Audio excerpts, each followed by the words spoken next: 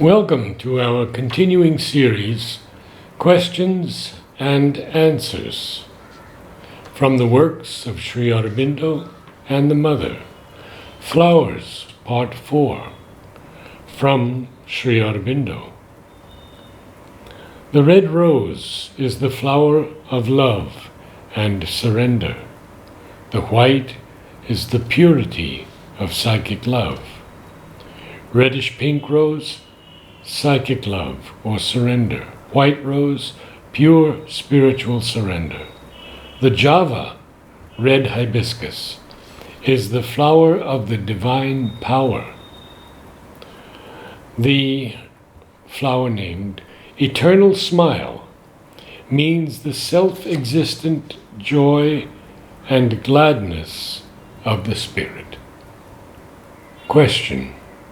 Dr. X has given an interpretation of your poem, Thought the Paraclete, which some other critic has fallen foul of.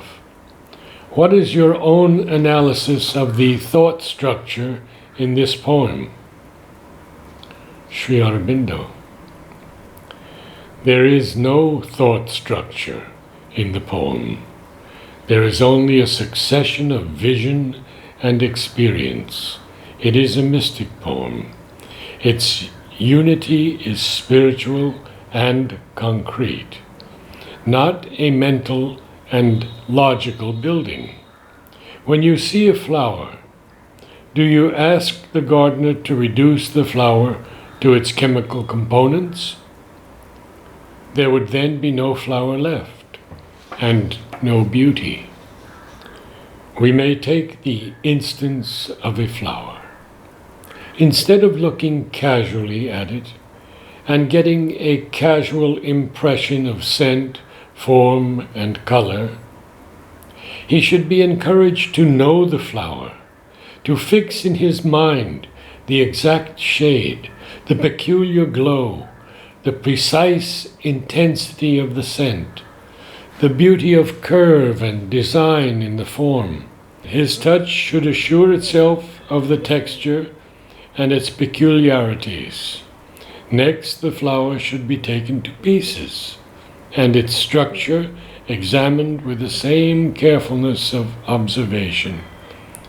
All this should be done not as a task, but as an object of interest by skillfully arranged questions suited to the learner, which will draw him on to observe and investigate one thing after the other until he has almost unconsciously mastered the whole. Memory and judgment are the next qualities that will be called upon, and they should be encouraged in the same unconscious way. The student should not be made to repeat the same lesson over again in order to remember it. That is a mechanical, burdensome, and unintelligent way of training the memory. A similar but different flower should be put in the hands, and he should be encouraged to note it with the same care, but with the same avowed object of noting the similarities and differences. By this practice, daily repeated, the memory will naturally be trained. Not only so, but the mental centers of comparison and contrast will be developed. The learner will begin to observe as a habit the similarities of things and their differences. The teacher should take every care to encourage the perfect growth of this faculty and habit.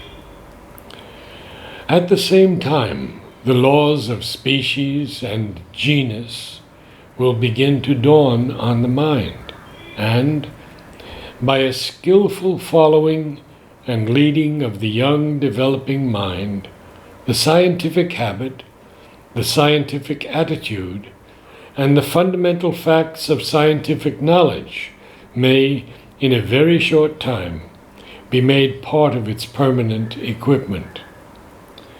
The observation and comparison of flowers, leaves, plants, trees will lay the foundations of botanical knowledge, without loading the mind with names and that dry set acquisition of information, which is the beginning of cramming and detested by the healthy human mind when it is fresh from nature and unspoiled by unnatural habits. Looking at the mother on the terrace in the evening, I saw a dark blue light around her, like the color of the flower named Radha's consciousness. Is the light around her of different colors? For I have also seen white light around her many times, and sometimes a pretty pale blue light. Sri Aurobindo.